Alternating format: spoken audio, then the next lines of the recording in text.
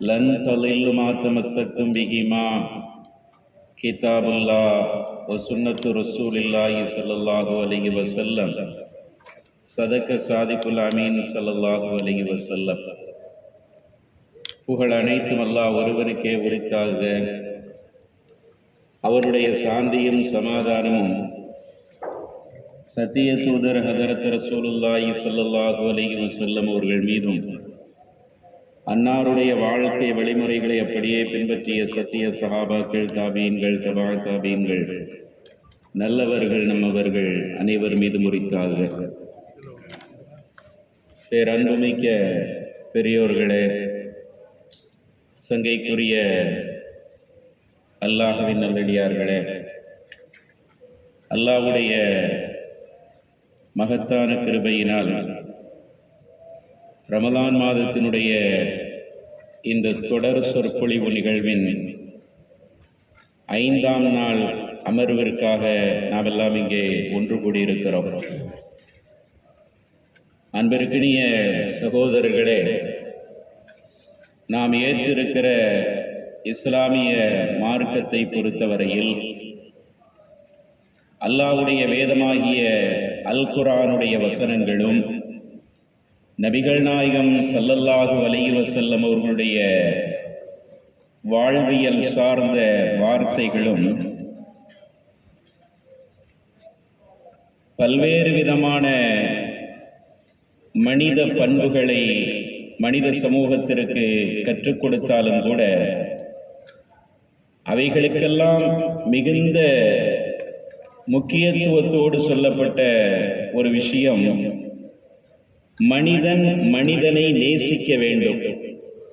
ஒரு மனிதன் தன்னுடைய சமகாலத்திலே வாழக்கூடிய பிற மனிதர்களின் மீது அன்பு காட்ட வேண்டும், நேசிக்க வேண்டும். அவனுடைய சுகதுக்கங்களிலும் லாப நஷ்டங்களிலும் தன்னால் முடிந்த பங்களிப்பை செய்ய வேண்டும் என்ற கருத்தை திருக்குர்ஆனுடைய வசனங்களும் சரி, நபிகள் நாயகத்துடைய வார்த்தைகளும் சரி அதிகமாக வலியுறுத்தி இருப்பதை நாம் பார்க்கிறோம்.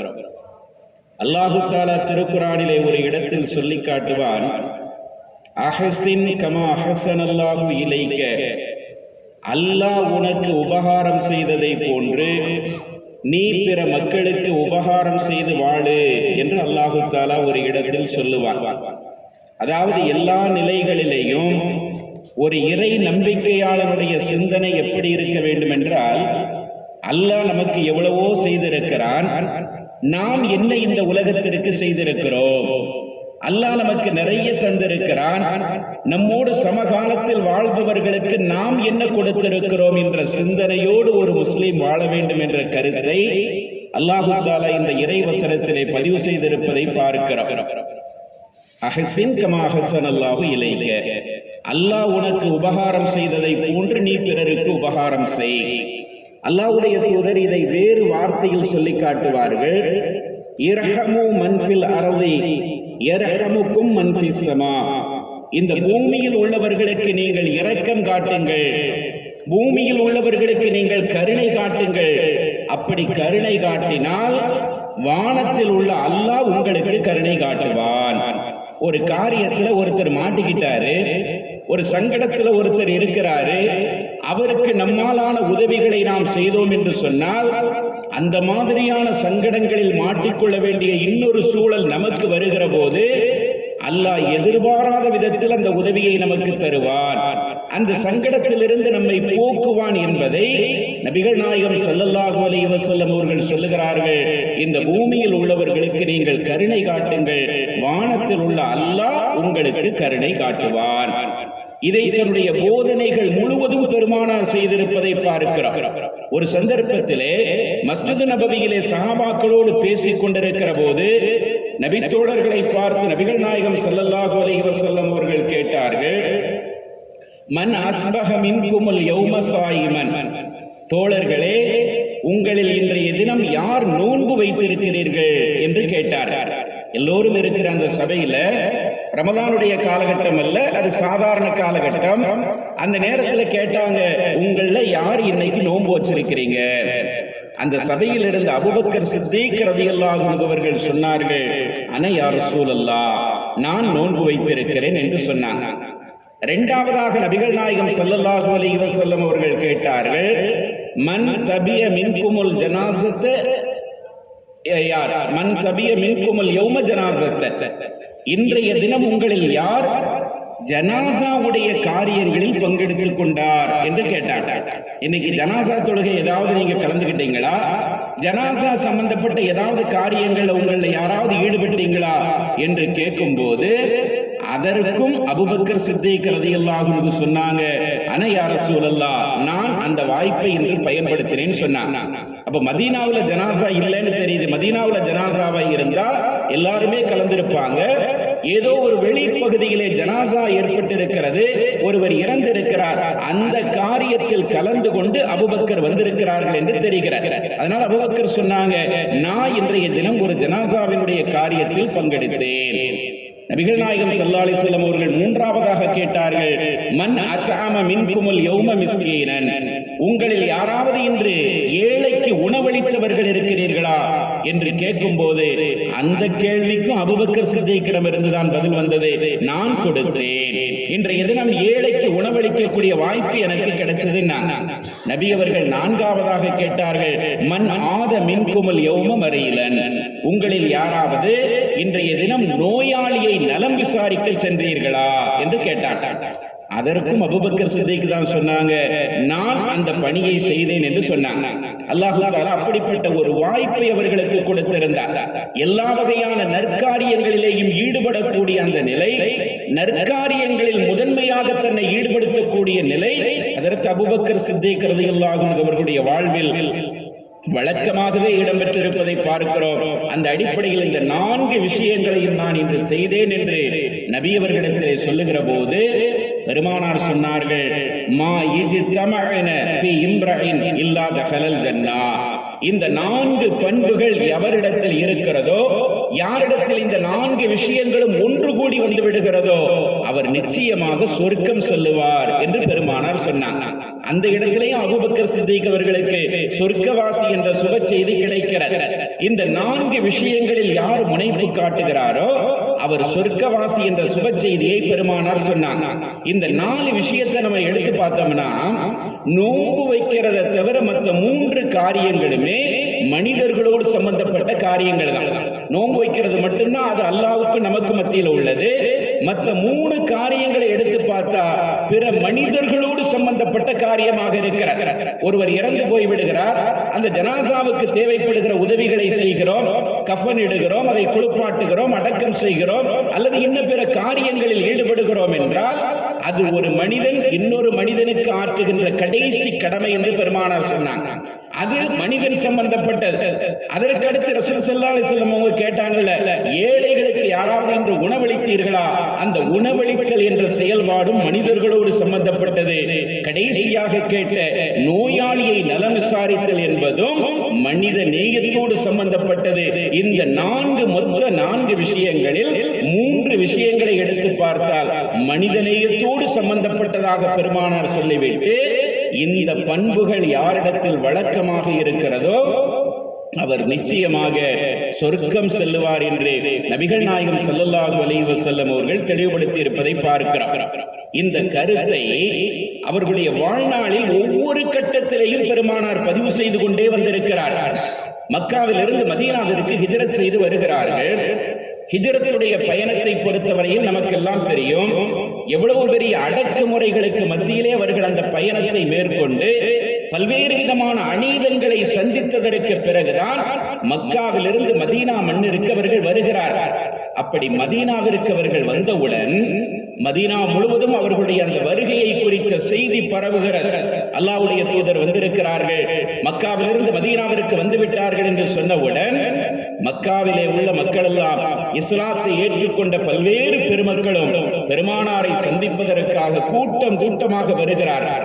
அப்படி வருகிற போது அந்த மக்களோடு மக்களாக மதீனாவிலே வாழ்ந்து கொண்டிருந்த அன்றைய நேரத்தில் யூத அறிஞராக இருந்த அப்துல்லாஹ் இப்னு ஸலாம் ரலியல்லாஹு அன்ஹு அவர்களும் வருகிறார்.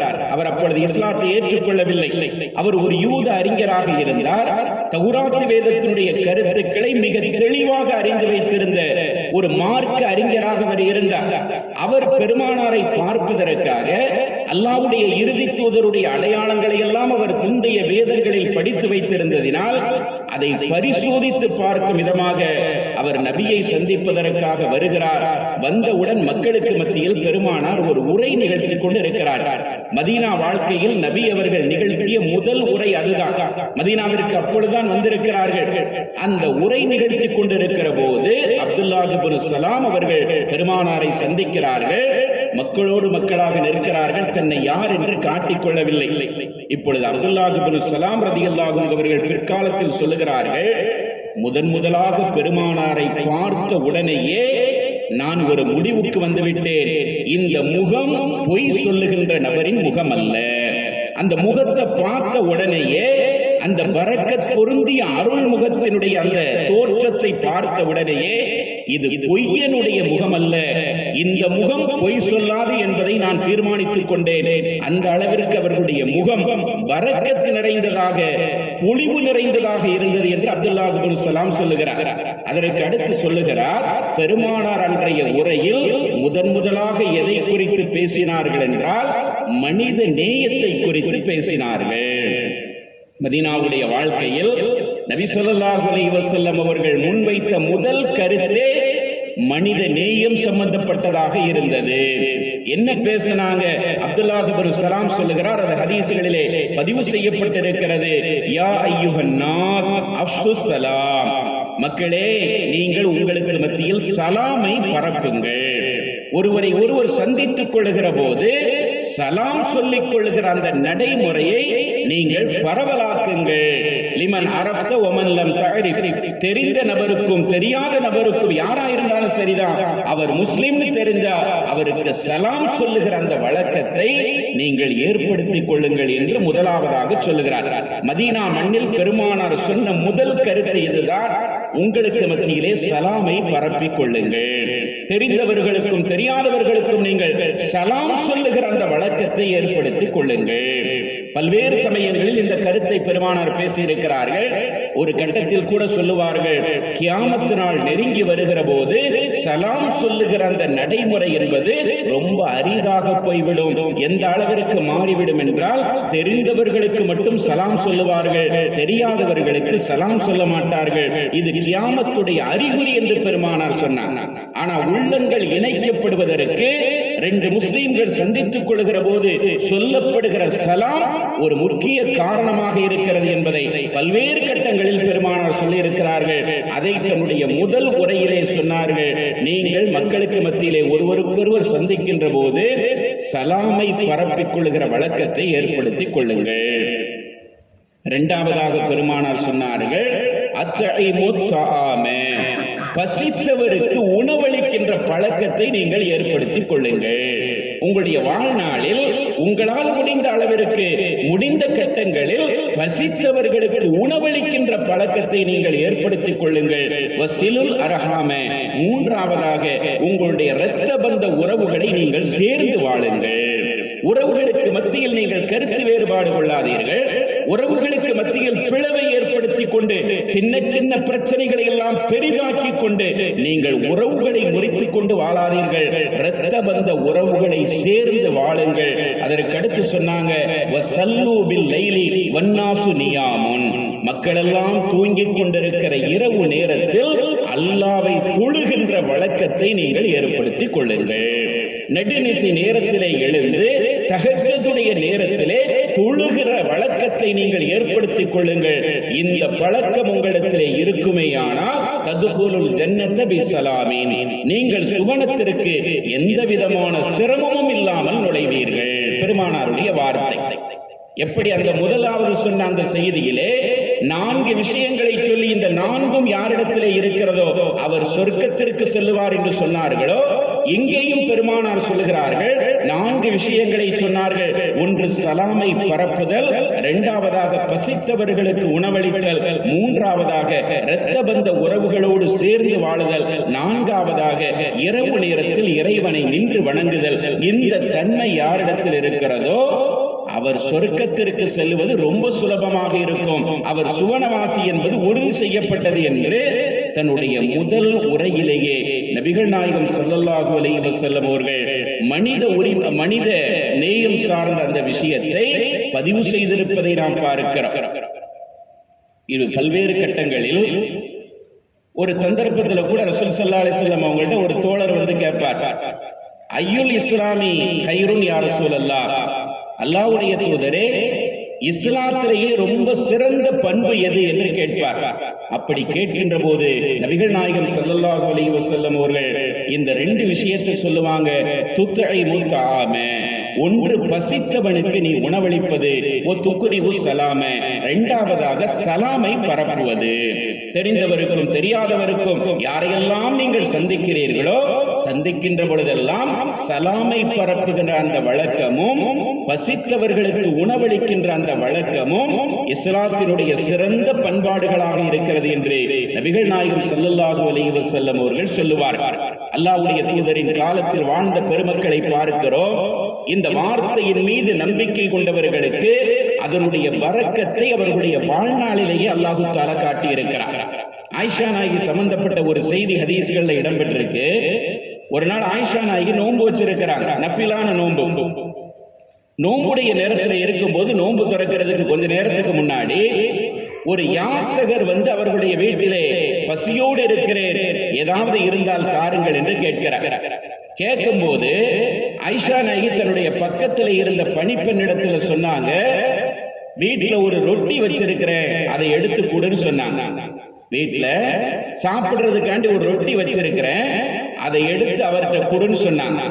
உடனே அந்த பணிப்பெண் சொன்னாங்க, அந்த ரொட்டியை அவர்கிட்ட கொடுத்துட்டோம்னா நோன்பு திறந்துட்டு சாப்பிடுறதுக்கு உங்களுக்கு எதுவும் இருக்காது, நீங்க பட்னியா தான் கிடக்கணும், யோசிச்சுக்கிறீங்க அப்படின்னு சொன்ன உடனே ஆயிஷா நாயகி சொன்னாங்க, பரவாயில்ல கொடு, அல்லாஹ் தருவான்னு சொல்லிடுறாங்க. உடனே இருந்த ஒரு ரொட்டியையும் அந்த யாசகரிடம் கொடுக்கப்படுகிறது. அவர் போயிடுறார். கொஞ்ச நேரம் கழிக்கிறது.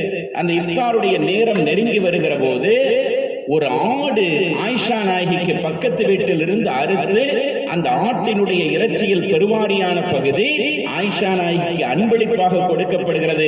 அதை அவர்கள் எதிர்பார்க்கவில்லை. ஒரு ரொட்டி தான் இருந்தது. நோன்பு திறந்து விட்டு சாப்பிடுவதற்கு எதுவும் இருக்காது என்று சொன்ன நிலையில் ஆயிஷா நாயகி சொன்னாங்க, குடு, அல்லாஹ் தருவான் சொன்னாங்க. அந்த பெண்மணி தூக்கி கொடுத்தாங்க. கொடுத்த கொஞ்ச நேரத்தில் பார்த்தா ஒரு ஆடு அறுக்கப்பட்ட நிலையில் அது அன்பளிப்பாக ஆயிஷா நாயகி கொண்டு வந்து கொடுக்கப்படுகிறது. இப்பொழுது தன்னுடைய பணிப்பெண்ணை அழைத்து சொன்னார்கள், குலிஹாதா, இதை நீ சாப்பிடு, இது நீ ஏற்கனவே சேமிச்சு வச்சிருந்த தெரியுமா, அதை விட சிறப்பான உணவு, அதனால இதை சாப்பிடுன்னு சொன்னாங்க. இது அல்லாஹ் கொடுத்த உணவுன்னு சொன்னாங்க. அல்லாஹ் தஆலா காட்டினான், நீங்கள் பசித்தவர்களுக்கு உணவளித்தீர்கள் என்று சொன்னால், சக மனிதர்களுக்கு நீங்கள் இரக்கம் காட்டினீர்கள் என்று சொன்னால், அல்லாஹ் அதனுடைய பலனை உங்களுக்கு கண்ணெதிரே காட்டுவான் என்பதை நபிகள் நாயகம் ஸல்லல்லாஹு அலைஹி வஸல்லம் அவர்களுடைய காலத்தில் வாழ்ந்த அந்த தோழர்கள் கண்கூடாக கண்டார்கள். அந்த சிந்தனையை அதிகமாக உருவாக்கி கொண்டார்கள். அல்லாஹ் தஆலா திருக்குர்ஆன்ல சூரத்துல் ஹஷ்ருங்கிற அத்தியாயத்துல அன்சாரிகளை பற்றி புகழ்ந்து பேசுகிறார். மதீனாவிற்கு வந்த சமயத்தில், மக்காவிலிருந்து மதீனாவிற்கு வந்த சமயத்தில் அந்த மக்கள் எப்படியெல்லாம் உதவி செய்தார்கள். அவர்கள் தங்களுடைய வீடுகளை கொடுத்தார்கள், விவசாய நிலங்களை கொடுத்தார்கள், பொருளாதாரத்தை வழங்கினார்கள். எல்லாவற்றையும் கொடுத்து மக்காவிலிருந்து வந்த மக்களுக்கு அவர்கள் ஆதரவுக்கரம் நீட்டினார்கள் என்பதை அல்லாஹ் தஆலா புகழ்ந்து பேசிக்கொண்டு வருகின்ற போது ஒரு கட்டத்தில் எப்படி சொல்லுகிறார் என்றால், அந்த அன்சாரிகளுடைய சிந்தனை எப்படி இருக்கும் தெரியுமா, மதீனத்து அன்சாரிகளுடைய இயல்பு எப்படி இருக்கும் தெரியுமா, வயூசிரூன அலா அன்ஃபுஸிஹிம் வலவ் கான பிஹிம் ஹஸாஸா, அவர்கள் எல்லா நிலைகளிலேயும் தங்களை விட பிறரையே தேர்ந்தெடுப்பார்கள். அன்சாரிகளை புகழ்ந்து பேசுகிறார். மதீனத்து அந்த தோழர்களுடைய இயல்பை பற்றி அல்லாஹ் பேசுகிறார். எல்லா நிலைகளிலேயும் அவர்கள் தங்களை விட பிறரையே தேர்ந்தெடுப்பார்கள். தங்களுக்கு தேவை இருந்தாலும் கூட அந்த தேவைக்கு தங்களை விட பிறருக்கு முன்னுரிமை கொடுக்கின்ற அந்த மனித நேயம் அன்சாரிகளிடத்திலே நிறைந்திருந்தது என்று அல்லாஹு தஆலா சொல்லுகிறார். இந்த வசனத்தினுடைய பின்னணியில் பல்வேறு செய்திகள் தஃப்சீரினுடைய விரிவுரைகளில் எழுதப்பட்டிருக்கிறது. அதில் ஒரு செய்தியை பாருங்கள். ஒரு நாள் உமர் ரலியல்லாஹு அன்ஹு அவர்களுடைய ஆட்சி காலம், அவங்க கலீஃபாயாக இருக்கும்போது ஒரு தோல் பையில ஒரு 400 தீனார்களை வச்சு ஒரு பணியாளர் அழைச்சு சொன்னாங்க, இந்த தோல் பைய கொண்டு போய் அபூ உபைதா ரலியல்லாஹு அன்ஹு அவங்கள்ட்ட கொடுத்துட்டு வா, கொடுத்துட்டு இதை உங்களுடைய தேவைக்கு நீங்க பயன்படுத்துங்க என்று நான் சொன்னதாக சொல் என்று சொல்லிவிட்டு அவங்க சொல்றாங்க. கொடுத்துட்டு உடனே திரும்பி வந்துடாத, அவர் இதை என்ன செய்யறாருன்னு பக்கத்துல நின்று கொஞ்ச நேரம் பாருன்னு சொன்னாங்க. உமர் ரலியல்லாஹு அன்ஹு அவர்கள் ஜனாதிபதியாக இருக்கும்போது அதற்கு அபூ உபைதா ரலியல்லாஹு அன்ஹு அவர்கள் அரசாங்கத்தினுடைய பல்வேறு பொறுப்புகளில் இருந்தாங்க. குறைந்த ஊதியத்தில் அவர்கள் அந்த பொறுப்புகளை கவனித்து வந்தார்கள். அதனால் அவங்களுடைய வறிய நிலையில் இருப்பதை கவனித்த உமர் ரலியல்லாஹு அன்ஹு அவர்கள் அரசினுடைய நிதியிலிருந்து ஒரு 400 தீனார்னா அந்த காலத்துல அது பொற்காசு, 400 பொற்காசுகள் அந்த பையில போட்டு இதை அவங்கள்ட்ட கொண்டு போய் கொடுத்துட்டு வா, கொடுத்துட்டு அவர் என்ன செய்யறாருன்னு அந்த இடத்துல நின்று கவனிச்சுட்டு வாங்கன்னு சொல்லி அனுப்புறாங்க. உடனே இந்த 400 பொற்காசுகள் கொண்ட அந்த தோல் பையை எடுத்துக்கிட்டு போய் அந்த பணியாளர் அபூ உபைதா ரலியல்லாஹு அன்ஹு அவங்கள்ட்ட கொடுக்குறாங்க. கொடுத்த உடனே சொல்றாங்க, அமீருல் முஃமினீன் உங்களுக்கு சலாம் சொன்னாங்க, இதை உங்களுடைய தேவைக்கு நீங்கள் பயன்படுத்துமாறு உங்களுக்கு சன்மானமாக தந்தார்கள் என்று சொன்ன உடனே கொஞ்ச நேரம் கூட ஆகல, அதற்கு அபூ உபைதா ரலியல்லாஹு அன்ஹு அவர்கள் தன்னுடைய வீட்டில் இருந்த ஒரு பணிப்பெண்ணை அழைத்து சொன்னார்கள். அந்த பெண்மணி இடத்துல சொன்னாங்க, அந்த பக்கத்து வீடுகள் சில வீடுகளை குறிப்பிட்டு இந்தந்த வீடுகளுக்கு சென்று இத்தனை தீனாரை நான் தந்ததாக சொல்லி கொடுத்து விட்டு வா, ஏனென்றால் அவர்கள் தேவை உடையவர்களாக இருக்கிறார்கள். அப்படியான அபூ உபைதா ரொம்ப பணக்காரராக இருந்தாங்கன்னா அப்படி கிடையாது, அவங்களே பெரிய பரம ஏழை தான். அதை பார்த்து பரிதாபப்பட்ட நிலையில தான் உமர் ரலியல்லாஹு அன்ஹு அவர்கள் இப்படி உதவித்தொகையாக அது அவங்களுடைய வாழ்க்கைக்கு உதவியாக இருக்கட்டும் கொடுத்தாங்க. ஆனா அபூ உபைதா சொல்றாங்க, என்னை விட இந்த விஷயத்தில் தேவை உள்ளவர்களாக எத்தனையோ பேர் பக்கத்துல இருக்கிறாங்கன்னு சொல்லி அவங்களுடைய பெயர்களை குறிப்பிட்டு இந்தந்த வீட்டுக்கு போய் இத்தனை தீனார அவங்கள்ட்ட கொடுத்துருன்னு சொல்லி கொஞ்ச நேரத்தில் அதை பங்கு வச்சு முடிச்சிட்டாங்க. கொண்டு போனவருக்கு ஆச்சரியமா இருக்கு, 400 தீனார் 400 பொற்காசுகளை கொண்டு வந்து கொடுத்திருக்கிறோம், ஒரு 4 நிமிஷத்துல அதை வேலையை முடிச்சிட்டாங்களே, அது இருக்கிற ஆட்களுக்கெல்லாம் பங்கு வச்சு கொடுத்துட்டு ஒரு தீனாரை கூட அவங்க எடுக்கல. இவர் ஆச்சரியத்தோடு வருகிறார் உமர் ரலியல்லாஹு அன்ஹு அவர்களிடத்திலே. வந்து என்ன நடந்ததுன்னு கேட்கிறாங்க. இதுதான் நடந்ததுன்னு சொல்றாங்க. ஏற்கனவே உமர் ரலியல்லாஹு அன்ஹு அவர்களுக்கு தெரியும், அதனாலதான் நீ பக்கத்துல இருந்து அவர் என்ன செய்யறாருன்னு பார்த்துட்டு வான்னு சொன்னாங்க. அதுக்கடுத்து அதே மாதிரி இன்னொரு 400 தீனாரை எடுத்து ஒரு தோல் பையில போட்டு சொன்னாங்க, இது பக்கத்துல இருக்கிற முஆத் இப்னு ஜபல் ரலியல்லாஹு அன்ஹு அவங்களுடைய வீட்டுல போய் கொடுத்துரு, கொடுத்துட்டு அவர் என்ன செய்யறாருன்னு பார்த்துட்டு வந்து எனக்கு சொல்லுன்னு சொன்னாங்க. அவங்களும் முஆத் ரலியல்லாஹு அன்ஹு அவர்களும் அரசினுடைய முக்கிய பொறுப்புகள் இருந்தாங்க. ரசூலுல்லாஹ்வுடைய காலத்தில் இளைஞராக இருந்த முஆத் இப்னு ஜபல் யமன் நாட்டினுடைய நீதிபதியாக பெருமானாரினால் நியமிக்கப்பட்டார்கள். பல்வேறு உயர் பொறுப்புகளுக்கு சொந்தக்காரராக அவர்கள் வாழ்ந்தார்கள். ஆனால் ஏழையாகத்தான் வாழ்ந்தார்கள். கடைசி வரை வசதியான வாழ்க்கை இல்லை. அதனால் பரிதாபப்பட்டவர்களாக அதற்கு உமர் ரலியல்லாஹு அன்ஹு அவர்கள் அந்த 400 பொற்காசுகளை முஆத் இப்னு ஜபலிடத்திலே 2வது முறையாக ஒரு கொடுக்கப்பட்ட அந்த பையை அவங்கள்ட்ட போய் கொடுங்க, கொடுத்துட்டு அவர் என்ன செய்யறாருங்கிறத பார்த்து என்கிட்ட வந்து சொல்லுங்க. அதே மாதிரி இப்ப இந்த பணியாளர் கொண்டு போய் கொடுத்தார் முஆத் ரலியல்லாஹு அன்ஹு அவங்கள்ட்ட. கொடுத்த உடனே அங்கேயும் அதே தான் நடக்கு. இன்னென்ன ஆளுக்கு இவ்வளவு கொடுத்துருன்னு சொல்லி பக்கத்தில் உள்ளவங்களுடைய பெயர்கள் எல்லாம் சொல்லி அவங்க ரொம்ப தேவையில் இருக்கிறாங்க, ரொம்ப கஷ்டகட்டத்தில் இருக்கிறாங்க, அதனால அவங்கள்ட்ட போய் இது கொடுத்துரு உதவியா இருக்குன்னு சொல்லி தன்னுடைய வீட்டில் உள்ள பணிப்பெண்ணிடத்திலே கொடுத்து அனுப்புகிறார்கள். அப்படி கொடுத்து அனுப்புகிற போது ஹஜ்ரத் முஆத் இப்னு ஜபல் ரலியல்லாஹு அன்ஹு அவர்களுடைய மனைவி பக்கத்தில் நின்று இதை பார்த்து கொண்டே இருக்கிறார்கள். பெண் அல்லவா, அவர்களால் அதை சகித்துக் கொள்ள முடியவில்லை. கேட்டாங்க, நீங்க அவங்கெல்லாம் ஏழைகளா இருக்காங்கன்னு சொல்லி கொடுக்குறீங்க, ஆனா வல்லாஹி நகுனு மசாகீனு, அல்லாஹ்வின் மீது சத்தியமாக நாமும் ஏழைகளாகத்தானே இருக்கிறோம். முஆத் இப்னு ஜபல் எவ்வளவு பெரிய பொறுப்புல இருந்தவங்க, அவங்களுடைய மனைவி சொன்னாங்க அவங்க ஏழையா இருக்கிறாங்க, அவங்க கஷ்டப்படுறாங்கன்னு சொல்லி அடுத்தவங்களே நீங்க பார்த்து கொடுத்து அனுப்புகிறீர்களே, அல்லாஹ்வின் மீது சத்தியமாக நாமும் ஏழைகளாகத்தான் இருக்கிறோம், அதனால நமக்கும் எதையாவது ஒன்று ரெண்டு நீங்க வச்சுக்கிற கூடாதா அப்படின்னு சொன்ன உடனே தன்னுடைய மனைவியின் வேண்டுகோளுக்கு இணங்க என்ன இருக்குன்னு பாக்குறாங்க. அந்த பையில 2 தீனார் மட்டும் மிச்சம் இருக்கு, மத்த எல்லாம் முடிஞ்சு போச்சு. அந்த 2 தீனாரை எடுத்து தன்னுடைய மனைவியினுடைய கையில கொடுத்தாங்க. இதை உன்னுடைய செலவுக்கு வச்சுக்கோ. இதை அப்படியே பார்த்துக்கிட்டு இருந்துட்டு அந்த பணியாளர் போய் உமர் ரலியல்லாஹு அன்ஹு உங்கள்கிட்ட சொல்றாரு, நீங்க சொன்ன மாதிரி முஆத் பின் ஜபல் ரலியல்லாஹு அன்ஹு உங்களுடைய வீட்டுக்கு போனேன், என்ன நடந்தது, அவங்களுடைய மனைவி இந்த மாதிரி சொன்னாங்க, கடைசியில 2 தீனாரை மட்டும் எடுத்துக்கிட்டாங்க, மற்ற எல்லாத்தையும் அவங்க கொடுத்து விட்டுட்டாங்க அப்படின்னு சொன்ன உடனே ஹஜ்ரத் உமர் ரலியல்லாஹு அன்ஹு அவர்கள் சொன்னார்கள், இன்னஹும் இஹ்வத்துன் பஅலுஹும் மின் பஅலின், அவர்கள் ஒருவரோடு ஒருவர் கலந்துவிட்ட சகோதரர்களாக இருக்கிறார்கள். அல்லாஹ் தஆலா எந்த சகோதரத்துவத்தை இந்த சமுதாயத்திடத்திலே விரும்பினானோ அந்த சகோதரத்துவத்திற்கு எடுத்துக்காட்டாக இந்த பெருமக்கள் எல்லாம் வாழ்ந்து கொண்டிருக்கிறார்கள் என்று அந்த கட்டத்திலே உமர் ரலியல்லாஹு அன்ஹு அவர்கள் புகழ்ந்தார்கள் என்பதை பார்க்கிறோம். நான் ஆரம்பத்திலே ஓதி காட்டிய இறைவசனத்திலே அல்லாஹ் அதைத்தான் சொல்லுகிறான். இறை நம்பிக்கையாளர்கள் அந்த அன்சாரிகளை பெருமையாக பேசுகிற போது வயூசிரூன அலா அன்ஃபுஸிஹிம் வலவ் கான பிஹிம் ஹஸாஸா, அவர்களுக்கு தேவை இருந்தாலும் கூட அவர்கள் எல்லா கட்டங்களிலேயும் மற்றவர்களை விட தங்களை விட மற்றவர்களை தான் தேர்ந்தெடுப்பார்கள். இது அந்த இறை நம்பிக்கையாளர்களுடைய பண்பு என்று அல்லாஹ் தஆலா சொன்னான் அல்லவா. அந்த பண்பிற்கு எடுத்துக்காட்டாக நபிகள் நாயகம் ஸல்லல்லாஹு அலைஹி வஸல்லம் அவர்களால் உருவாக்கப்பட்ட அந்த நபித்தோழர்களுடைய வாழ்க்கை அமைய பெற்றிருந்தது என்பதை பார்க்கிறார்.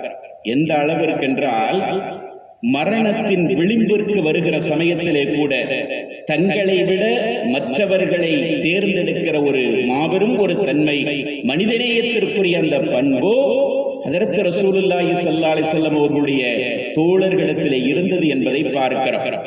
வரலாற்றில் இப்பொழுது நடைபெற்ற கொஞ்ச நாளைக்கு முன்னாடி நடைபெற்ற ஒரு செய்தியை இந்த இடத்திலே நினைவுபடுத்துவது பொருத்தமாக இருக்கும் என்று நினைக்கின்றேன்.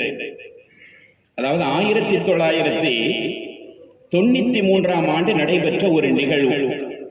தென்னாப்பிரிக்க நாட்டை சார்ந்த கெவின் கார்ட்டர் என்று அழைக்கப்படக்கூடிய ஒரு நபர், தென்னாப்பிரிக்காவை சேர்ந்த கெவின் கார்ட்டர் என்று அழைக்கப்படக்கூடிய ஒரு நபர். இவர் யார் என்றால் உலக பிரசித்தி பெற்ற ஒரு புகைப்பட கலைஞர்.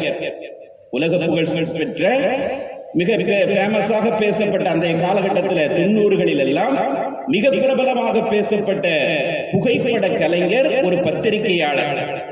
அவர் என்ன செய்கிறார் என்றால் 1994ஆம் ஆண்டு அவருக்கு ஒரு உயர்ந்த விருது வழங்கப்படுகிறது. பத்திரிகை துறையில இருப்பவர்களுக்கு வழங்கப்படுகிற அமெரிக்க அரசாங்கத்தால் வழங்கப்படுகிற புலிட்சர் என்று சொல்லப்படக்கூடிய ஒரு விருது. இது நோபல் பரிசுக்கு நிகரான விருது என்று சொல்லப்படுகிறது. அவ்வளவு உயரிய ஒரு விருது 1994 அவருக்கு வழங்கப்படுகிறது. அப்படி வழங்கப்படுகிற போது அவருடைய வயசு 33. ஆனால் அந்த விருது வழங்கப்பட்ட ஒரு சில தினங்களில் அவர் தற்கொலை செய்து இறந்து விடுகிறார். அவ்வளவு பெரிய விருது வழங்கப்பட்ட அந்த கெவின் கார்ட்டர் என்பவர் தற்கொலை செய்து சில தினங்களில் இறந்து விடுகிறார். என்ன காரணம்? புகழுடைய உச்சியிலே இருந்த அவர் இவ்வளவு பெரிய விருது வழங்கப்பட்டிருக்கிற நிலையிலேயும் கூட ஏன் தற்கொலை முடிவுக்கு சென்றார் என்று சொன்னால், அவருடைய வாழ்வில் நடைபெற்ற அந்த பின்னணியை நாம் எடுத்து பார்த்தோம் என்று சொன்னால், இப்பொழுது கூட நீங்கள் கூகுளிலே சர்ச் செய்து பார்த்தீர்கள் என்று சொன்னால் அவருடைய வரலாறு முழுமையாக அங்கே இடம்பெற்றிருப்பதை நாம் பார்க்கலாம். கெவின் கார்ட்டர் என்று அடித்து பார்த்தால் அவருடைய மொத்த வரலாறும் வரும். அவருடைய வாழ்விலே நடைபெற்ற நிகழ்வை பாருங்கள். அந்த 1993ஆம் ஆண்டு அவர் சூடான் நாட்டிற்கு செல்லுகிறார். புகைப்படம் எடுப்பதற்காக அந்த நாட்டினுடைய நிலைமைகளை புகைப்படம் எடுத்து அதை பத்திரிகைகளுக்கு வழங்குவதற்காக சூடான் நாட்டிற்கு அவர் செல்லுகிறார். 1993ஆம் ஆண்டை பொறுத்தவரையிலே சூடான் நாடு மிகப்பெரிய போரினால் பாதிக்கப்பட்டு அந்த போரினுடைய பின்னணியில் கடுமையான பசியையும் பட்டினியையும் சந்தித்துக் கொண்டிருந்த ஒரு காலகட்டம். மிக கொடூரமான ஒரு பசியும் பட்டினியும் தாண்டவமாடிக்கொண்டிருந்த ஒரு நேரம். ஒவ்வொரு நாளும் நூற்றுக்கணக்கான நபர்கள் உண்ணுவதற்கு உணவில்லாமல், குடிப்பதற்கு தண்ணீர் இல்லாமல், பசியாலும் பட்டினியாலும் அந்த நாட்டு மக்கள் செத்துக் கொண்டிருந்த ஒரு தருணம். அங்கே ஏற்பட்ட போர் அப்படிப்பட்ட ஒரு தாக்கத்தை ஏற்படுத்தி இருந்தது. ஏற்கனவே வறண்டு போயிருந்த அந்த சூடானிலே இந்த போரினுடைய தாக்கத்தினால் பசியும் பட்டினியும் பஞ்சமும் தாண்டமாடிக் கொண்டிருக்கிற அந்த நிலையில் அங்கு போர் ஏற்படுத்திய தாக்கத்தை வெளி உலகத்திற்கு கொண்டு வர வேண்டும் என்ற நோக்கத்திலே அவர் புகைப்படங்கள் எடுத்து அதை செய்தியாக்கி வெளி உலகத்திற்கு இந்த செய்தியை கொண்டு வர வேண்டும் என்பதற்காக இந்த கெவின் கார்ட்டர் என்பவர் சூடான் நாட்டிற்கு செல்லுகிறார். அங்கு போய் ஒவ்வொரு இடங்களையாக அவர் புகைப்படம் எடுத்துக்கொண்டே வருகிறார். அந்த மக்கள் படுகின்ற கஷ்டம், பசியிலேயும் பட்டினியிலேயும் அவர்கள் எவ்வளவு பாதிக்கப்பட்டிருக்கிறார்கள். ஒரு போர் என்பது ஒரு நாட்டை எந்த அளவிற்கு நிர்மூலமாக்கிவிடும் என்பதை நிரூபிக்கின்ற விதத்திலே பல்வேறு இடங்களை அவர் தன்னுடைய கேமரா லென்ஸின் மூலமாக படம் எடுத்துக் கொண்டே வருகிற போது ஒரு காட்சி அவருடைய கண்களுக்கு தெரிகிறது. என்ன காட்சி என்றால், ஒரு சின்ன குழந்தை, சூடான் நாட்டை சேர்ந்த கருப்பினத்தை சேர்ந்த ஒரு சின்ன குழந்தை, ஒரு 3 அல்லது 4 வயசு தான் இருக்கும். பார்க்கிறதுக்கு ரொம்ப பரிதாபமா இருக்கு. அதனுடைய உடைகள் கூட எதுவும் அணிவிக்கப்படவில்லை. வெத்து உடலோடு எலும்பும் தோலுமாக இருக்கின்ற ஒரு குழந்தை தவழ்ந்து கொண்டு அப்படியே செல்லுகிறது. நடக்க கூட சக்தி இல்லை. எலும்பும் தோலுமா இருக்கக்கூடிய அந்த குழந்தை தவழ்ந்துகிட்டே அந்த தரையில போகுது. எங்க போகுதுன்னு பார்த்தா, ஐநா சபையின் மூலமாக ஏற்பாடு செய்யப்பட்டிருக்கிற உணவு வழங்குகிற முகாமுக்கு அந்த குழந்தை போய்கொண்டிருக்கிறார். உணவுக்கு மக்கள் போட்டி போட்டுக் கொண்டு ஒருவரை ஒருவர் முந்திக் கொண்டு செல்லுகிற அந்த நிலையிலே பசியாலும் பட்டினியாலும் பீடிக்கப்பட்டிருக்கிற அந்த சின்ன குழந்தை உடுத்துவதற்கு உடை கூட இல்லாத நிலையில் பார்ப்பதற்கு பரிதாபமாக தரையிலே இழுத்த வண்ணம் அப்படியே நகண்டு நகண்டு போய்கொண்டிருக்கிறது. இதை தன்னுடைய கேமராவிலே அவர் படம் பிடிக்கிறார். கேமராவை சரி செய்து இந்த காட்சியை உலகத்திற்கு கொண்டு போய் சேர்க்க வேண்டும். உலகத்திற்கு கொண்டு போய் சேர்ப்பதோடு மட்டுமல்லாது ஒரு மிகச்சிறந்த புகைப்பட கலைஞன் என்ற பெருமையை இதன் மூலமாக நாம் பெற வேண்டும் என்ற அடிப்படையில் அந்த குழந்தையை படம் எடுப்பதற்கு அவர் தயாராகிற போது பார்த்தால், அந்த குழந்தைக்கு பின்னாடி ஒரு பிணந்தின்னி கழுகு அப்படியே வந்து கொண்டே இருக்கிறார். அந்த படம் அப்படியே இருக்கிற இணையதளத்தில் போய் நீங்க தேடி பாருங்க. அந்த படம் இன்னைக்கும் அப்படியே இருக்கு. உலக புகழ் பெற்ற ஒரு புகைப்படமாக அறியப்பட்ட ஒரு படம். அந்த பிணந்தின்னி கழுகு இருக்கிறதே, அது அந்த குழந்தைக்கு பின்னாடி கொஞ்சம் கொஞ்சமா போய்கிட்டு இருக்கு. குழந்தை கொஞ்சம் கொஞ்சமா நகருது. அந்த கழுகும் அதற்கு பின்னால எட்டி எடுத்து வச்சு கொஞ்சம் கொஞ்சமா போகுது. அது என்ன நோக்கத்தில் அந்த கழுகு போகுதுன்னா, இந்த குழந்தை எப்ப சாவும், அந்த குழந்தையில மீதம் இருக்கிற அந்த இறைச்சியை நம்ம எப்போ கொத்து திங்கலாம் அப்படிங்கிற எண்ணத்துல நடைபிணமாக நடந்து கொண்டிருந்த அந்த குழந்தையை பின்தொடர்ந்து ஒரு பிணம் திண்ணை கழுகு போய்கொண்டிருக்கிறது. இவர் தன்னுடைய கேமராவினுடைய லென்ஸிலே பார்க்கிறார். இந்த கழுகு ஒரு புறம் இருக்கிறது, நெருங்கி கொண்டிருக்கிறது. அந்த கழுகுக்கு முன்னால் இந்த குழந்தை நகர்ந்து கொண்டிருக்கிறது. இந்த ரெண்டையும் சேர்த்து அவர் போட்டோ எடுக்கிறார். இந்த ரெண்டையும் சேர்த்து அவர் போட்டோ எடுக்கிறார். அந்த போட்டோ என்ன கருத்தை மையப்படுத்துகிறது என்றால், பசியில் ஒரு குழந்தை உணவு முகாமை நோக்கி பயணித்துக் கொண்டிருக்கிறது. ஆனால் அந்த குழந்தையை விழுங்குவதற்கு ஒரு பிணம் தின்னி கழுகு அதனுடைய மரணத்தை எதிர்பார்த்து பின்னால் பின்தொடர்ந்து கொண்டிருக்கிறது என்பதை வலியுறுத்தும் முகமாக அந்த போட்டோவை எடுத்த உடனே அவருக்கு ரொம்ப சந்தோஷம். இந்த போட்டோவை நாம் பத்திரிகையாளர்களுடைய முன்னிலையிலே நாம் வெளியிட்டோம் என்று சொன்னால் இது மிகப்பெரிய வருமானத்தை நமக்கு ஈட்டி தரும் என்று சொல்லி அவர் சந்தோஷத்தில் அந்த போட்டோவை எடுத்துட்டு அந்த இடத்தை விட்டு கிளம்பிடுறார். அவர் எதிர்பார்த்து வந்தது வினோதமான சில புகைப்படங்களை நாம் எடுக்க வேண்டும், அதை வைத்து பணம் சம்பாதிக்க வேண்டும் என்ற எண்ணத்தில் தான் அவர் அங்கு வந்திருக்கிறார். அவருடைய நினைச்ச வேலை முடிஞ்சிருச்சு. அந்த கழுகையும் அந்த குழந்தையும் சேர்த்து போட்டோ எடுத்து விட்டு அந்த நாட்டை விட்டு அவர் வெளியேறி விடுறார். இந்த எடுக்கப்பட்ட இந்த புகைப்படங்களை அமெரிக்காவினுடைய நியூயார்க் டைம்ஸ் பத்திரிகைக்கு அவர் விற்பனை செய்கிறார். அந்த போட்டோ தலை சிறந்த அந்த ஆண்டினுடைய தலை சிறந்த புகைப்படமாக தேர்வு செய்யப்பட்டு முதல் பக்கத்திலே வெளியிடப்படுகிறது.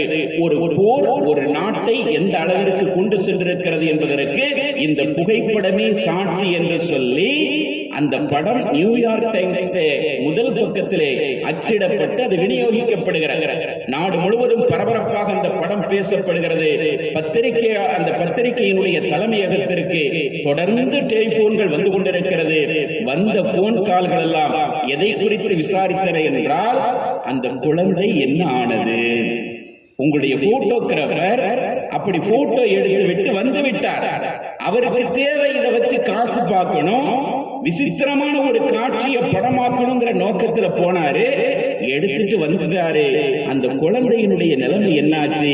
அது உயிர் பிழைச்சுதா அல்லது அந்த கழுகிட்ட சிக்கிட்டா அப்படிங்கிற கருத்தை எல்லோரும் வாசகர்கள் எல்லாம் அந்த பத்திரிகைக்கு போன் செய்து கேட்கிறார்கள். அவர்களிடத்தில் பதில் இல்லை. கெவின் கார்ட்டரிடம் கேட்கப்படுகிறது, எனக்கு அது தெரியாது என்று அவர் சொல்லிவிடுகிறார். சொன்னவுடன் அந்த பத்திரிகைக்கு எதிராக, அந்த புகைப்படத்திற்கு எதிரான ஒரு மக்கள் கருத்து நாடு முழுவதும் உருவெடுக்கிறது. என்ன உருவெடுக்கிறது என்றால், இவனெல்லாம் ஒரு மனுஷனா? ஒரு குழந்தை பசிக்காக ஏங்கிக் கொண்டு இப்படி உணவு விடுதிக்காக இழுத்துக் கொண்டு செல்லுகிற போது அதை பின்தொடர்ந்து ஒரு பிணந்தில்லை கழுகு வருகிறது. அந்த கழுகு வருவதை கூட இவன் தடுக்காமல் போட்டோ எடுத்துக் கொண்டிருந்திருக்கிறானே, ஒன்று அந்த கழுகை விரட்டிவிட்டு இருக்கலாம், அல்லது அந்த குழந்தையை தூக்கி கொண்டு போய் அந்த உணவு முகாமிலே கொண்டு போய் சேர்த்திருக்கலாம். மனிதாபிமானத்தின் அடிப்படையில் ஏதாவது ஒன்று செய்திருக்கலாம். எதையுமே செய்யாமல், என்ன நடந்ததென்றே தெரியாமல், ஒரு குழந்தையினுடைய பசியை பொருட்படுத்தாமல், அந்த குழந்தையினுடைய உயிரை பொருட்படுத்தாமல், கொஞ்சம் கூட மனிதாபிமானம் இல்லாம இந்த ஆளு நடந்திருக்கிறாரு. இவருக்கும் அந்த பிணந்தின்னி கழுகுக்கும் என்ன வித்தியாசம் இருக்கிறது என்ற விமர்சனம் அந்த பத்திரிகைக்கு எதிராக வருகிறது. கண்டன குரல்கள் நாடு முழுவதும் எழுப்பப்படுகிறது. ஆனா இந்த நிலையில அவருக்கு என்ன செய்யப்படுகிறது என்றால், அந்த பத்திரிகையாளர்களுடைய அந்த சங்காந்த எல்லாம் முடிவு பண்ணி இது மிகச்சிறந்த புகைப்படமாக அமெரிக்காவில் தேர்வு செய்யப்பட்டு அந்த போட்டோவிற்காகத்தான், அந்த புகைப்படத்திற்காகத்தான் அவருக்கு புலிட்சர் விருது வழங்கப்படுகிறது. 1993 இந்த காட்சி வெளியாகிறது. 94ஆம் ஆண்டு அமெரிக்காவினுடைய உயர் விருதாக பார்க்கப்படுகிற அந்த புலிட்சர் விருது இந்த புகைப்படத்திற்கு வழங்கப்படுகிறது. இந்த விருதை வாங்கியவுடன் தான் கெவின் கார்ட்டருடைய அந்த மனசு தாங்க மறுக்கிறது.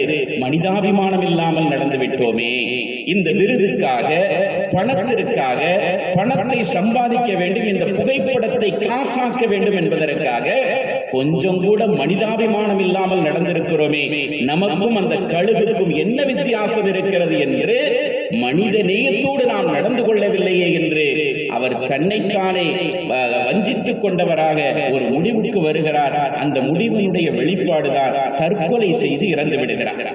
இந்த புலிட்சர் விருது வழங்கப்பட்டு கொஞ்ச நாட்கள் கூட கடக்கவில்லை. அவர் தன்னுடைய காரிலே ஒரு இடத்தில் பயணித்துக் கொண்டிருந்த நிலையில் காரை இடையிலே நிறுத்திவிட்டு அந்த காரில் வைத்து அவர் தற்கொலை செய்து கொள்கிறார். 33 வயதில் கெவின் கார்ட்டர் என்பவர் தற்கொலை செய்து இறந்து விடுகிறார். காரணம் என்னவென்று பார்த்தால், இந்த மனிதாபிமானமற்ற அந்த செயல் அவரை குற்ற உணர்விற்கு ஆளாக்கி அவருடைய தற்கொலைக்கு அதுதான் காரணமாக்கி இருக்கிறது என்பதை பார்க்கிறோம். இன்றைய உலகத்தினுடைய சிந்தனைகள் அப்படித்தான் போய்கொண்டிருக்கிறது. நமக்கு இதை வச்சு என்ன நடக்கும், இதை வச்சு நம்ம எப்படி காசு பார்க்கலாம் அப்படிங்கிற மாதிரியான சிந்தனைகள் தான் எல்லோருடைய மனோநிலைகளும் போய்கொண்டிருக்கிறது. இன்றைய அவசர உலகத்திலேயும் பொருளாதார மோகத்திலேயும் வாழ்ந்து கொண்டிருக்கிற நம்மிடத்திலே மனித நேயம் என்பது நாளுக்கு நாள் குறைந்து கொண்டே வருவதை பார்க்கிறோம். பெரும் பெரும் விபத்துக்கள் நடைபெறுகிற இடங்களில் கூட அங்கு போய் நின்றுகிட்டு செல்ஃபி எடுத்து அதை சமூக ஊடகங்களிலே பரப்புகிற வழக்கம் தான் நம்மிடத்திலே இருக்கிறதே தவிர, நான் அந்த இடத்துல இருந்தேன், முதல்ல நான் தான் பார்த்தேன், முதல்ல நான் தான் இந்த செய்தியை மற்றவங்களோட பகிர்ந்து கொண்டேன் என்று சொல்வதில் பெருமை கொள்கிறோமே தவிர, முகநூலில் தான் நம்முடைய சேவைகளை பார்க்க முடிகிறதே தவிர, உண்மையான மனித நேயத்தை நம்முடைய வாழ்க்கையில் நாம் அனுபவித்திருக்கிறோமா, நம்மிடத்திலே அது இருக்கிறதா என்று பார்த்தால் கேள்விக்குறியான நிலையில் தான் எல்லோருடைய வாழ்க்கையும் இருக்கிறது. பொதுநலம் என்பது குறைந்து போயின்று சுயநலத்தோடு ஒரு குறுகிய மனப்பான்மையோடு வாழ்கிற வாழ்க்கை முறைக்கு இன்று எல்லோரும் அடிமையாகி இருக்கிறார். நபிகள் நாயகம் ஸல்லல்லாஹு அலைஹி வஸல்லம் அவர்கள் எப்படிப்பட்ட ஒரு சமூக கட்டமைப்பை உருவாக்கி சென்றார்கள் தெரியுமா? இந்த மனித நேயம் என்ற அந்த விஷயத்தை மரணத்தினுடைய விளிம்புக்கு வந்த நிலையிலும் கூட அந்த சமுதாயத்திடத்தில் இருந்து பார்க்க முடிந்தது. ஒரே ஒரு செய்தியை மட்டும் சொல்லிக் கொள்கிறேன். எர்மூக் என்று ஒரு யுத்தம் நடைபெறுகிறது. பெருமானாருடைய காலத்திலே நடைபெற்ற, அவர்களுடைய காலத்திற்கு பின்னால் நடைபெற்ற, நபியினுடைய மரணத்திலிருந்து ஒரு 4-5 ஆண்டுகள் கழித்து நடைபெற்ற ஒரு யுத்தம் தான் இஸ்லாமியர்களுக்கும் ரோமர்களுக்கும் மத்தியிலே நடைபெற்ற யுத்தம் தான் எருமூக் என்ற போர்க்களம். இந்த எருமூக் என்ற போர்க்களத்திலே இஸ்லாமியர்கள் பலரும் ஷஹீதாக்கப்படுகிறார்கள். அப்படி ஷஹீதாக்கப்பட்ட சமயத்திலே ஹதரத் ஹுதைஃபா ரலியல்லாஹு அன்ஹு என்ற ஒரு நபித்தோழர், அவரும் அந்த போர்க்களத்திலே கலந்து கொண்டவர் தான். யார் யார் கொல்லப்பட்டிருக்கிறார்கள், யார் உயிரோடு இருக்கிறார்கள் என்று தெரியாத நிலையிலே யாரெல்லாம் ஷஹீதாகி இருக்கிறார்கள் என்பதை பார்த்து வருவதற்காக ஹதரத் ஹுதைஃபா ரலியல்லாஹு அன்ஹு அவர்கள் அந்த போர்க்களத்தை அப்படியே சுற்றி கொண்டு வருகிறார்கள். வருகிற போது அவருடைய கையிலே கொஞ்சம் குடிப்பதற்கான தண்ணீர் இருக்கிறார். இப்படி பார்த்து கொண்டே வருகிற போது ஒரு இடத்திலே அவர்களுடைய ஒன்றுவிட்ட சகோதரர், அவருடைய சச்சா மகன் என்று ஹதீஸிலே வருகிறார், ஒன்றுவிட்ட சகோதரர் அவர் போரிலே கடுமையாக தாக்கப்பட்டு உயிருக்கு போராடி கொண்டிருக்கிறார், குற்றுயிராய் கிடக்கிறார் என்பதை பார்த்தவுடன் அவருக்கு பக்கத்துல போய் தண்ணி தரட்டுமா அப்படின்னு சொல்லி கேட்கிறாங்க.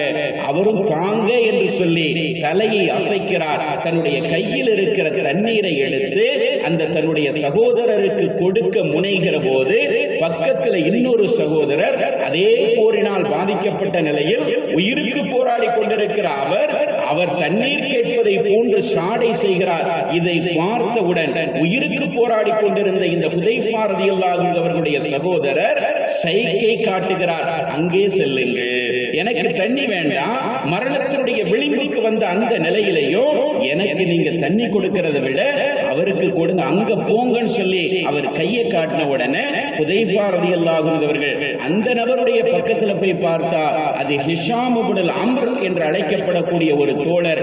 அவருக்கு போய் தண்ணி கொடுக்க போறாங்க.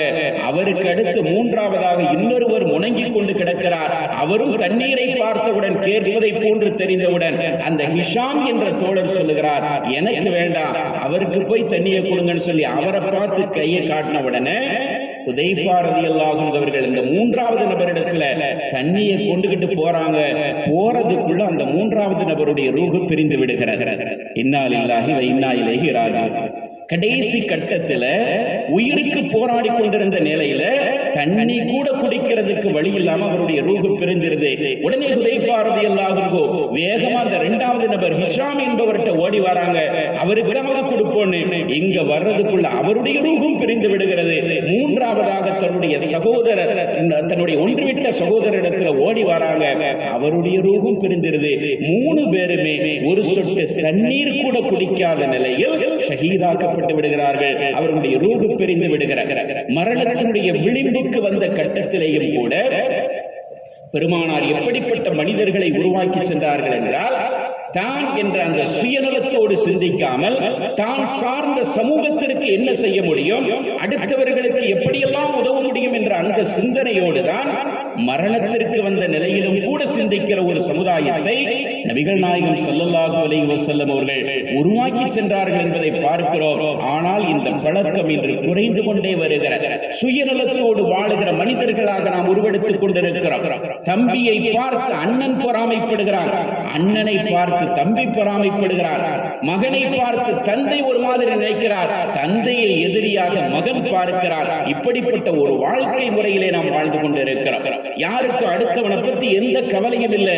நாம நல்லா இருக்கணும், நாம வாழணும், நாம வசதியா இருக்கணும், நம்ம குடும்பம் நல்லா இருக்கணும் அப்படிங்கிற மாதிரியான ஒரு குறுகிய மனப்பான்மையில் மனிதநேயமற்றவர்களாக சுயநலமிகளாக உருவெடுத்துக் கொண்டிருக்கிற ஒரு காலகட்டத்தில் நாம வாழ்ந்து கொண்டிருக்கிறோம். இந்த சூழ்நிலையில் இஸ்லாம் சொல்லுகிற இந்த பண்புகளை எல்லாம் நாம் அதிகமாக நினைவுபடுத்திக் கொண்டு நம்முடைய வாழ்வை சீர்படுத்திக் கொள்வதற்கு கடமைப்பட்டு இருக்கிறோம்.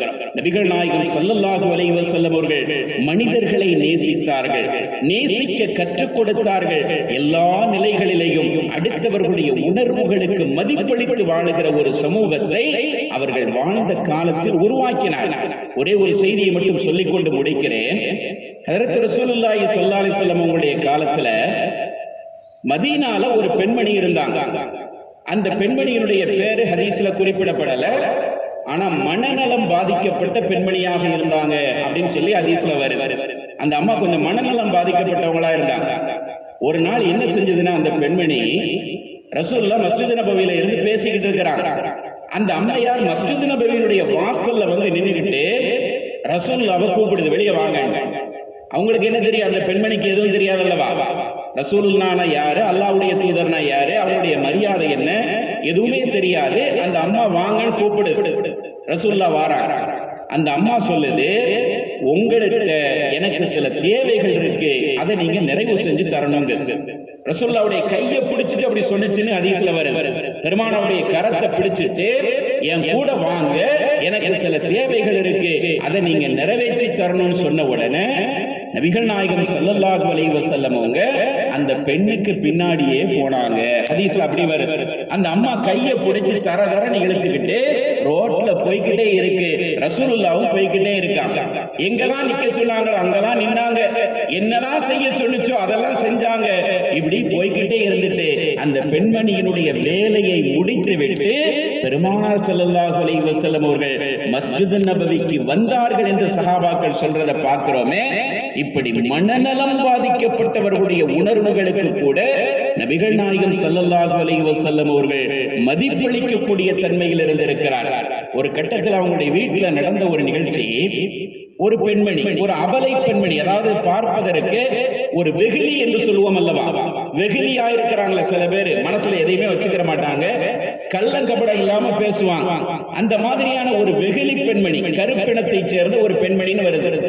இந்த அம்மா ரசூலுல்லாஹ்ட்ட வந்து சொல்றாங்க, அல்லாஹ்வுடைய தூதரே, நீங்க போர்க்களத்தில் இருந்து வெற்றி வாகை சூடி வந்துவிட்டீர்கள் என்று சொன்னால் உங்களுக்கு முன்னாடி தஃப் அடிச்சு பாட்டு பாடுறதா நான் அல்லாஹ்விடத்துல ஒரு நேர்ச்சை பண்ணியிருக்கேன். ஏன்னா ரசூலுல்லாஹ் அப்பதான் ஹைபர் யுத்தத்துக்கு போயிட்டு வந்திருக்கிறாங்க. அந்த அம்மா வந்து சொல்றாங்க, நான் அல்லாஹ்விடத்துல ஒரு நேர்ச்சை பண்ணியிருக்கேன். என்ன நேர்ச்சை தெரியுமா? அல்லாஹ்வுடைய தூதர் சலாமத்தான முறையில ஊருக்கு வந்துட்டாங்கன்னா நான் தஃப் அடிச்சு பாட்டு பாடுவேன்னு சொல்லி இருக்கிறேன். அந்த நேர்ச்சையை நான் நிறைவேற்றணும்னு சொன்ன உடனே ரசூல் ஸல்லல்லாஹு அலைஹி வஸல்லம் சொன்னாங்க, உண்மையிலே நீ நேர்ச்சை பண்ணியிருந்தீனா அதை செய், அப்படி இல்லைன்னா வேண்டாம் அப்படின்றதாங்க. இல்லையா ரசூலுல்லாஹ், நான் உண்மையிலே அப்படி நேர்ச்சை பண்ணியிருக்கேன்னு சொன்ன உடனே ரசூலுல்லாஹ் அனுமதிக்கிறாங்க. வீட்டுல வச்சு அந்த பெண்மணி உட்கார்ந்து இருக்கு, ரசூலுல்லாஹ் ஏத்தாக்குல உட்கார்ந்து இருக்கிறாங்க. தஃப் அடிச்சு சில கருத்துப்பூர்வமான ஆக்கப்பூர்வமான கருத்துக்களை கொண்ட பாடலை அந்த அம்மா பாடிக்கிட்டு இருக்கு. கொஞ்ச நேரம் கழிக்கு அபூபக்கர் ரலியல்லாஹு அன்ஹு வராங்க. அந்த பாடல் அப்படியே தொடருது, நிறுத்தல. அதுக்கடுத்து உஸ்மான் ரலியல்லாஹு அன்ஹு வந்தாங்க. அப்பவும் அந்த பாடல் தொடர்கிறது. மூன்றாவதாக அலி ரலியல்லாஹு அன்ஹு வந்தாங்க. அப்பொழுதும் அந்த பெண்மணி பாடிக்கொண்டே இருக்கிறார். பெருமானார் பார்த்துக்கிட்டே இருக்கிறார். நாலாவதா உமர் ரலியல்லாஹு அன்ஹு வராங்க. அந்த சபை ரசூலுல்லாஹ்வுடைய வீட்டுக்கு அவங்கள சந்திக்கிறதுக்காண்டி வாராங்க. வெளியில நின்றுகிட்டு சலாம் சொல்லி நான் உள்ள வரலாமான்னு அனுமதி கேட்கிறாங்க. உமருடைய குரலை கேட்டதுதான் தாமதம். அந்த பெண்மணி, அந்த வெகுளி பெண்மணி என்ன செஞ்சதுன்னா அப்படி கப்சிப்புன்னு ஆகி அமைதி ஆயிட்டு அந்த பாடலை நிறுத்தினதோடு மட்டும் இல்லாம கையில வச்சு அடிச்சுக்கிட்டு இருந்த அந்த தஃப்பை என்ன செஞ்சதுன்னா எந்திரிச்சு தனக்கு கீழே அந்த தஃப்பை வச்சு அதுக்கு மேல உட்கார்ந்துட்டாங்க. அப்படி ஒரு சம்பவமே நடக்காத மாதிரி அப்படி வருது ஹதீஸ்ல. அந்த அம்மா தஃப்பை கீழே வச்சு அதுக்கு மேல உட்கார்ந்து மறைச்சிட்டு ரசூலுல்லாஹ்வுக்கு இந்த காட்சியை பார்த்த உடனே தாங்க முடியல, குலுங்கி குலுங்கி சிரிக்கிறாங்க. உமரை பார்த்த உடனே எவ்வளவு பயம் பாருங்களேன். எனக்கு முன்னாடி தைரியமா உட்கார்ந்து பாடிக்கிட்டு இருக்கு. அபூபக்கர் வந்தாங்க, அலி வந்தாங்க, உஸ்மான் வந்தாங்க. வரும்போதெல்லாம் தைரியமா பாடிக்கிட்டு இருந்த இந்த பெண்மணி உமருடைய குரலை கேட்டவன எவ்வளவு பயப்படுது பாருங்கன்னு சொல்லி சிரிச்சுக்கிட்டு இருக்காங்க. இந்த நிலையில ரசூலுல்லாஹ் உமர் ரலியல்லாஹு அன்ஹு உள்ள வராங்க. கேட்டாங்க ரசூலுல்லாஹ் இடத்துல, அல்லாஹ்வுடைய தூதரே, நீங்க ரொம்ப சந்தோஷமா இருக்கிறீங்களே, சிரிச்சுக்கிட்டு இருக்கிறீங்களே, என்ன காரணம்னு கேட்டாங்க. அப்ப நடந்த விவரத்தை சொன்னாங்க. இந்த மாதிரி என்னைய பார்த்து பயப்படல, 3 பேர் வந்தாங்க, அவங்கள பார்த்தும் பயப்படல. ஆனா உங்க குரலை கேட்ட உடனே இந்த அம்மா இப்படி பயந்து இப்படி செஞ்சது, அதை நினைச்சு நான் சிரிச்சேன். ஷைத்தானே பயப்படும் போது இந்த பெண் பயப்படுவது என்ன ஆச்சரியமா, அதை நினைச்சு சிரிச்சுக்கிட்டு இருந்தேன்னு சொன்ன உடனே உமர் ரலியல்லாஹு அன்ஹு சந்தோஷப்பட்டாங்க. இங்க ஏன் சொல்ல வர்றோம் அப்படின்னா, இந்த மாதிரியான வெகுளி பெண்மணிகளுடைய உணர்வுகளுக்கு கூட நபிகள் நாயகம் ஸல்லல்லாஹு அலைஹி வஸல்லம் அவங்க மதிப்பு கொடுத்தாங்க. நம்மளாம் சாதாரணமா பார்த்தா கொஞ்சம் ஒரு உயர்ந்த நிலைக்கு வந்துட்டோம்னாலே சமூகத்தின் சாதாரண நிலையில் இருக்கக்கூடியவங்களை ஒரு மாதிரி ஒதுக்கி வச்சு பார்க்கிற நிலைமை இருக்கு. அவர் கூட பேசுறது, அவர் இருக்கிற இடத்துல நாம இருக்கிறது, அல்லது நமக்கு பக்கத்துல வந்து அவர் நிக்கிறதையே ஒரு கௌரவ குறைச்சலாக பார்க்கிற மனோநிலை இன்னைக்கு எல்லார்ட்டையும் இருக்கிறத பார்க்கிறோம். ஆனா எவ்வளவு பெரிய இடத்துல இருந்த அல்லாஹ்வுடைய தூதர் மனிதர்களுடைய மனோநிலைகளுக்கு தக்கவாறெல்லாம் நடந்திருக்கிறார்கள். மனிதர்களை நேசித்தார்கள், மனித உணர்வுகளுக்கு மதிப்பளித்தார்கள். பல்வேறு பிரிவினர்களை அவர்கள் சந்தித்தார்கள். சிறுவர்களை சந்திச்சாங்க, பெண்களை சந்திச்சாங்க, இளைஞர்களை சந்திச்சாங்க.